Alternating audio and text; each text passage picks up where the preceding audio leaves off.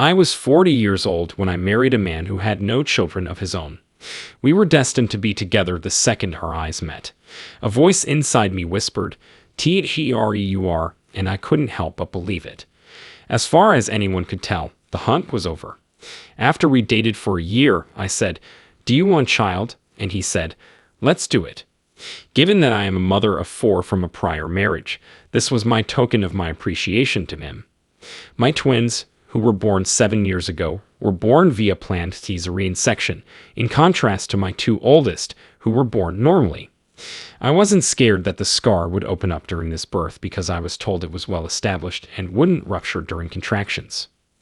A week before my due date, I requested a cesarean section at the hospital after explaining my vision of the scar bursting wide. Concerned that it would be impossible to meet the deadline, they reassured me that everything would be fine. 5 days later, while I was at home, my water broke. I was sent to the hospital in a flash since my contractions were so light. I started having really painful contractions after only a few hours in the delivery suite. The agony made me shiver. It was disastrous. The midwives were relieved when I informed them that I had been through the pain of giving birth before, with my first 2 children having been born naturally and without medication.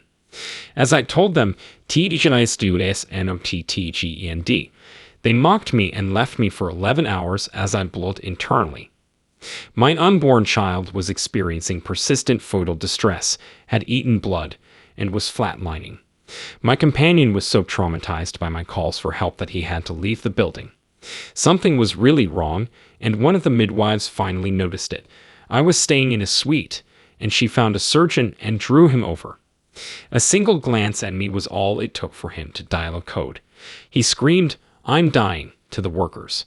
Chaos reigned wherever there was a staff. My body was FORCDD out of bed and tossed onto a cart. It just took me 2 minutes to go to the operating room. As the surgeon pressed his face against mine, he mumbled, "We are going to have to knock you out. Your child and you are both at danger of death." I told him to do whatever it takes to protect my child. The device that was tracking his heart rate on my abdomen started beeping again. He told me they would give me an epidural instead of a general anesthetic since I was so near to death that the former would have been too risky. At that moment, I was feeling well. I lost track of the pain medication they gave me, so I just nodded. It was soon after my baby was born that he underwent surgery. I blacked out after that. Infinite fog engulfed the room I found myself in. Neither a ceiling nor any walls were visible to me.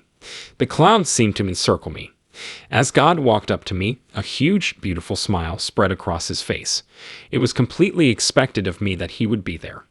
On this planet, I had never had such a sense of familiarity. He was overjoyed to see me and embraced me tightly. I had the most impression of him based on the sound of his voice.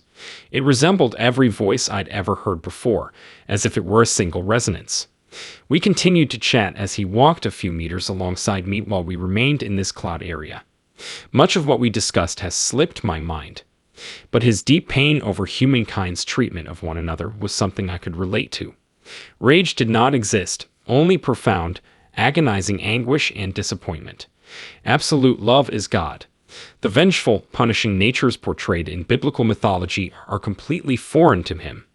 It felt as if I were conversing with a God who had no interest in punishing or taking revenge on his creation. A light unlike any other on the planet that shimmered over his skin. Unbelievably bright without being blinding, the light shone. The things that made him happy, he told me. They included people who were helpful, encouraging, and caring toward one another. The need of forgiveness was emphasized to me by him. He assured me that love alone could rescue mankind. According to him, love could spread like a disease and consume all the evil in the world. It was as if I could feel his love for us all. He assured me that I was an integral part of his divine nature, just as every other human being on earth was. As a group, we were united. Nothing else comes to mind save waking up in recovery. A chill ran down my spine. It was bone-chilling. A cacophony of teeth chattering ensued. A nurse hastily retrieved some heated blankets to place beside me.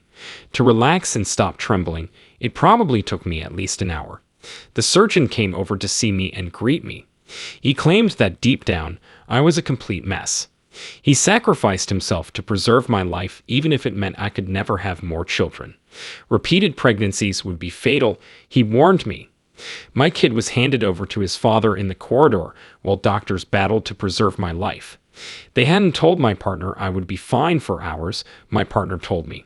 Because this was his first experience holding a newborn, he found the whole thing disturbing. After wheeling me into a room, they brought my son over to see me. Our eyes locked, and there was an instant of understanding. It was the identical look on his face that I'd seen when I met his dad a year before. "Oh, look who it is," it proclaimed. Even though it wasn't a near-death experience, I had a nudge from God a few years back. I believe it was related because of the link I still feel from my near-death experience. Our adventure for the day comes to an end with that. As always, feel free to leave your ideas in the comment section below. Take care and may good fortune follow you until we meet again.